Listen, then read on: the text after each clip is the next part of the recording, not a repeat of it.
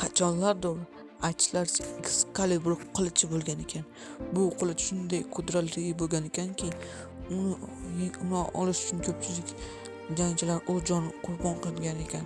Buning sababi esa oddiy. Ular bungacha kelgan tuzoqlardan o'tolmagan ekan.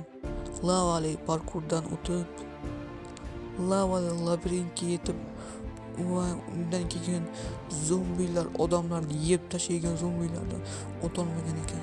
Ko'pchilik bu uchun jonni bergan ekan va buning uchun parkurlardan o'tib hammasini yengish kerak bo'lgan ekan. Ammo men bugungi videoda Musulmon Gaming bularni hammasidan o'tib bosqichma-bosqich yengib o'taman. Buning uchun esa sizlar obuna va like bosib qo'yinglar va menga Excalibur qilichi olish uchun motivatsiya bo'ladi.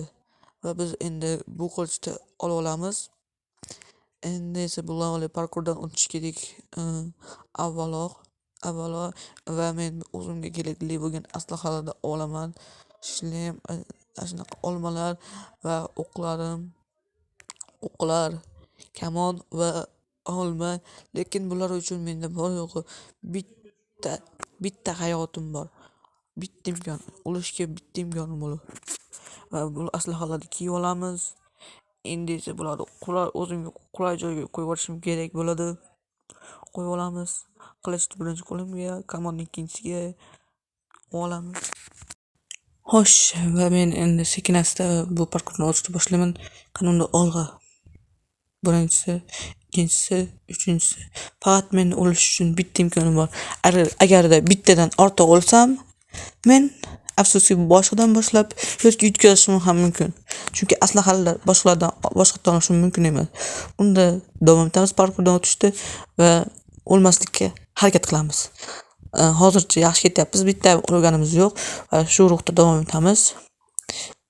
Va oxirgi blok yetib keldik. Endi eshikni ochib sekin-asta kirib olamiz.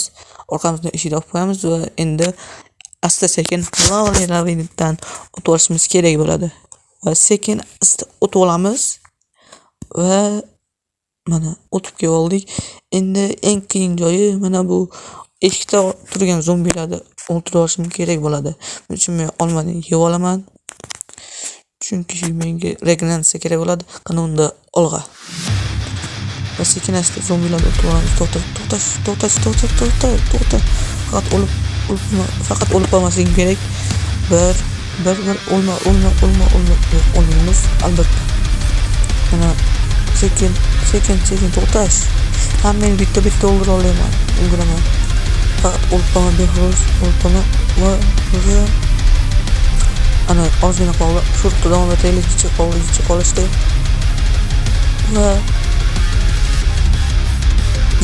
Va hozir o'lishadi. Bu ikkitasi meni o'ldira olaman deb o'ylashyapti. Shekilli bittasi ketdi. Mana oxirgisini bitta jinni qilib qo'yaylik. Hoppa. Chiqib qo'ygan joyini qaraylik. Shpak. Bo'ldi, ketdik. Va eng kutayotgan narsam o'sha Excalibur qilichini olganni borsam ham bo'ladi. Hamma zombilardan, hamma tuzoqlardan o'tdim. Qanunda olg'a Excalibur qilichini olishga. Va qani olg'a. Mana o'sha mashhur Excalibur qilichi. Bu qilichni olgan qancha odamlar jon bergan va birinchilardan bo'lib men oldim. Xo'sh, mana oldim. Endi sizlarga bu qilichni qudratini ko'rsatib o'taman. Juda qudratli qilichlardan biri bo'ladi. Mana masalan, agar biz bu yerda toshga aylantirishimiz mumkin. Butunlay lavani toshga aylantirish mumkin. Mana masalan, shpaq. Hozir mana 1, 2, 3 ko'rsataman. Shpaq. Va ana ko'rishinglar mumkin. Bu Excaliburning qudrati bo'ladi. Juda qudratli qilichlardan biri bo'ladi. Juda qudratli. Hamma yer lavani toshga aylantirib oldi. Ko'ryapsizlarmi? Butunlay lavani toshga aylantirgan qilich. Agar sizlarga shu Excalibur haqida chiqqan videoim yoqqan bo'lsa, shu videoga bitta obuna va like bosib ketinglar. Keyingi videolargacha ko'rishguncha deb qolaman. Unda hammaga xayr. Bo'pti obunachilar.